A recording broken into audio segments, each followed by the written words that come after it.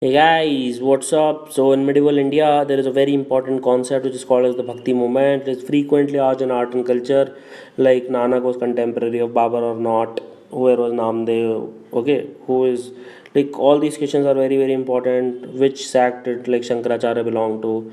So let us talk about everything which you need to know about Bhakti Movement. So, as you might be knowing, like lots of religions coexist in India. It is probably like the largest number of religions at such a huge scale lives in India. So, like the major religions are all four depicted here, like Hinduism, Islam, Sikhism, and Christianity. So these are the four major, and like we have been in 15th to 16th century, there were two major movements which are going on. One was Bhakti movement, one was Sufi movement. Okay, both of them had very commonalities, like all of them praised unity, like they rejected caste system, they rejected superstition, they rejected communal hatred, and both were like having a lot of common features. And this time also during 15th century, a new religion was born, and it is called as Sikhism. Guru Nanak was born in 1469 in Talwandi, which is in Nankana Sahib in Punjab right now. Okay, so let us get started. So that Punjab is in Pakistan, by the way. So like it's not in India right now. So this roots of the movement. So basically during the Delhi Sultanate. The Delhi Sultanate is like from 1198 till it last till let's say 1526 when Babur occupied the throne. Okay. So Bhakti movement spread very very fast, and like in Upanishads, Bhagavad Gita, Bhagavad Puran. So they were the major basis of it, Bhakti movement. And in 6th century, Bhagavad Puran, like they placed the concept of Bhakti 10 like 1000 years ago. And then there was post Bhagavad phase where emphasis was on love and devotion towards the God. So now this is against the predominance of a lot of rituals in Hinduism, yajna, sacrifice. This was like slightly against that. And like Buddhism and Jainism, Bhakti movement was similar lines where they rejected that priestly class should perform all the rules. They rejected the caste system, and lot of these saints, they were from lower caste themselves. Okay, and saints of South India played very key role. So they usually ask alvars. So alvars are Vaishnavites. So just remember that this is a very common question which is asked in prelims. Alvars are followers of Vishnu and they are Vaishnavites, while Nayanars are followers of Shiv, that is they are Shivites. So these two sects, like they were the predominant ones. They started in the south, and then from South India it spread to North India. So it is a key principle. People think it's a North Indian movement, but no, it started in the south. And fundamental principles of Bhakti cult was Bhakti. Bhakti, what do you mean by Bhakti? Bhakti means complete surrender to God, complete utter devotion to God. And they said that that the God could be reached by Bhakti alone. So, do you realize that? And they also emphasized on spiritual development of man. So, what they are trying to say is that if you want to reach the God, the bhakti is the only way. There is no superficial worship and all that. So, they ignored it completely. Now, what are the cause for the rise of bhakti movement? Because in like many of the temples were destroyed in medieval ages, huge loot happened, huge plunder happened. So people thought they'll like go to the personal gods, and like everybody was not able to go to the path of salvation. Like priestly class people were not able to afford the yajnas and all those sacrifices. Shudras were completely ignored, and Dalits and untouchables were completely out of the varna system, and people in general felt very bad. But what saints of Bhakti movement said, that salvation is for everyone. If you follow the Bhakti path, everybody can go to salvation. So entire masses joined it. Similar thing happened 2000 years ago when Buddhism and Jainism started. At that time also priestly class was dominated. So these guys, they started their entire culture or entire religion. They did not start as a religion as such. They just wanted that everybody should be able to reach in life where they want to. So Bhakti movement completely rejected the caste system and superstition. So this is one of the most important point. And there were two mark to reach, like which are there. The given is Gyan mark and Karma mark. Okay. So they are the two marks. They are very difficult to follow if you want to reach to the God. So people embrace the easier mark, which was the Bhakti mark, relatively speaking. And saints of Bhakti movement, they condemned the caste system, they condemned the idol worship, they condemned the rituals, and they followed the path of purity and morality at heart. Now, what are the features of Bhakti movement? So, first of all, like as I've already spoken, single minded devotion to God. And Bhakti cult, they discarded the ritual, sacrifice as modes of worship. They just wanted that your heart should be pure, your mind should be free of ill will, you should be working for other people, for humanity, and like have devotion. This is just the simple way, and you can reach to God. Okay, so this is the basic thing that works for human beings which are around you, and you will find God in them. Now, one thing was that Bhakti movement was monotheistic. Monotheistic means single God, and they worshipped one personal God. Now, either he can be Sagun. Sagun means like he is with the form. You can like see his body and etc. One is without form, that is Nirgun. That is no body as such, like no picture as such. You can't picturize him. The followers of the Sagunas, they are called as the Vaishnavas. Okay. Now Vaishnavas are again divided into Krishna Margis and Ram Margis, as you might have understood, like who is worshipping Krishna. Is both of them are avatar of Vishnu. So Vaishnavas are divided into Krishna, who is worshipping Krishna. Ram means Ram, and they believed that God is everywhere, omnipresent. And Saguna and Nirguna, they have both of them believed in the Upanishadic philosophy of Advait, that is non-dualism. This is again a very important point. So Bhakti saint regarded knowledge as constituent of Bhakti, and so knowledge from Guru was very very essential.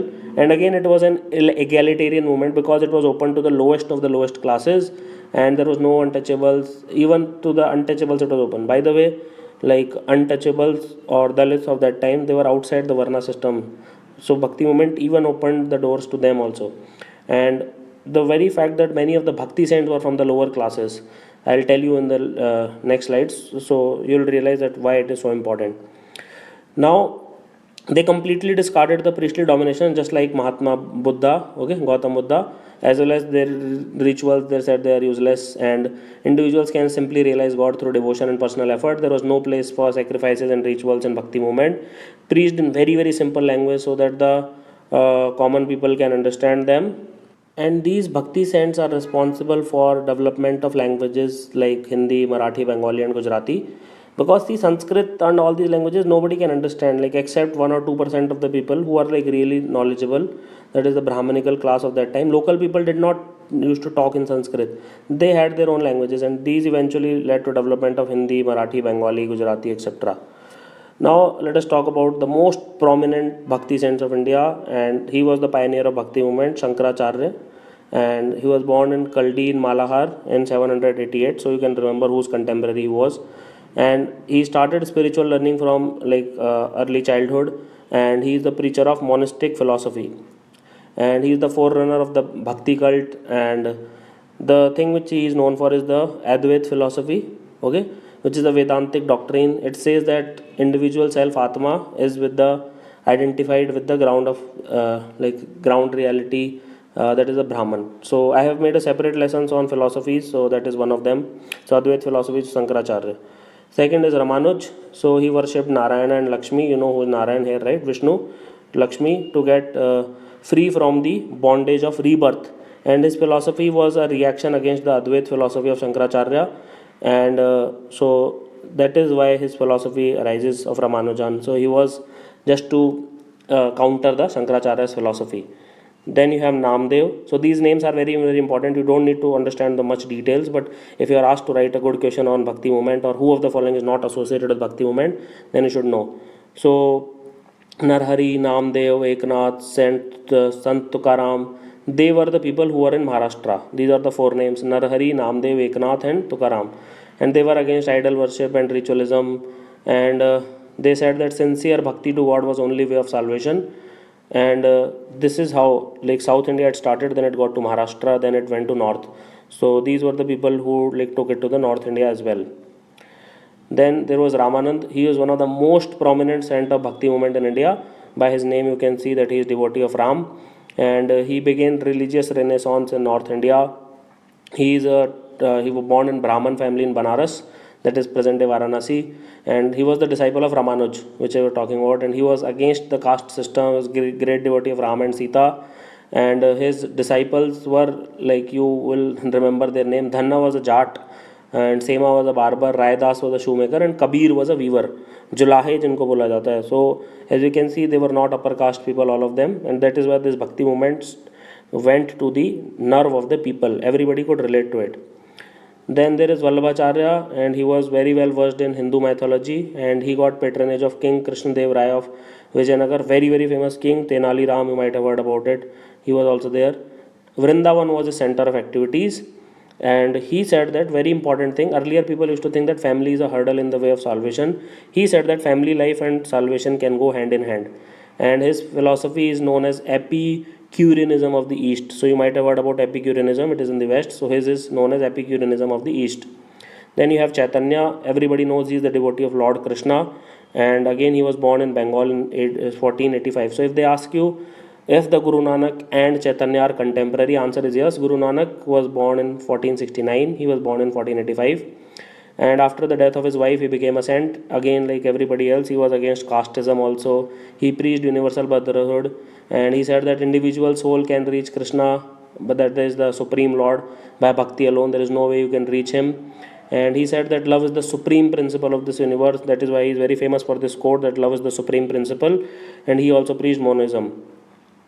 Now, Kabir is considered one of the greatest of the medieval period. His dohe are still quoted by people. Everybody knows Kal Kare So Aaj Kar, or these are of Kabir's. Okay, and he was brought up by Neema and Niru. They were the weaver couple in Banaras, that is Julahe. And Kabir's philosophy is basically Hindu and Muslim mix. Hai. There's a mix of Hindu Muslim thoughts, and he preached Hindu Muslim unity. He condemned every ritual, preached just devotion. Okay, जैसे एक पत्थर की पूजा करने से अगर भगवान मिले तो मैं पहाड़ी पूजा कर लूँ, ताते चाकी बली पीस का है संसार.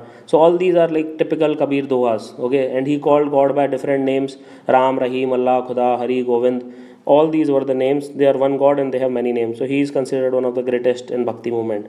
Then you have Guru Nanak Ji, and Guru Nanak Ji is the founder of Sikhism, and he was, as I've already spoken, he was born in 1469 in Talwandi, Punjab, which is called as Nanka Sahib in present day Pakistan. It is very close to Lahore, 100 kilometers from Lahore. And his thinking was similar to Kabir. He preached the message of love and humanity. He started his new religion, which is the ninth largest religion in the world at this time.